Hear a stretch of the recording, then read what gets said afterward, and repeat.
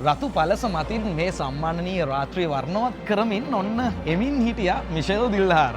ඔබ හැමෝම දන්න සම්මානනීය නිලියක්. ඉතින් මිෂෙල් මම හිතන්නේ මේ රයිගම් කිව්වම රයිගම් සම්මාන උල්ල කිව්වම මිෂෙල්ගේ නම නිකම්ම ඒත් එක්කම ඇඳිලා තියෙනවා. මොකද හිතෙන්නේ සම්මාන උල්ල පිළිබඳව?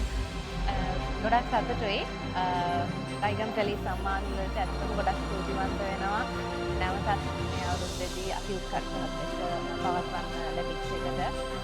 ඒ වගේම අද දවසේ ගොඩක් අය කාණ්ඩය යටතේ රංගන ක්ෂේත්‍රයේ වගේම මාධ්‍ය ක්ෂේත්‍රයේ දෙනාම ගොඩක් සතුටුයි. සහාය නිර්දේශ වෙලා ඉන්න සියලුම දෙනාට මම හදවතින්ම සුබපත් කරනවා. ඒ වගේම තමයි අද දවසේ නිර්දේශ වෙලා ඉන්නවා මිෂෙලු ජනගත නිලිය සම්මානයට වගේ ජනප්‍රිය නිලිය සම්මානයට. මොකද හිතන්නේ කාට ලැබෙයිද කියන්න බෑ. ගොඩක් සතුටුයි.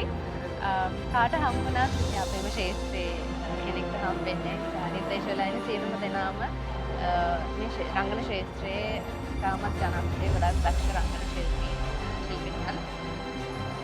නිර්දේශ වීමම මම හිතන්නේ සම්මානයක් ලැබුණා සමානයි. සම්මානය ලැබුණත් නැතත් ඒ කාණ්ඩයට සම්මානය ලැබුණා.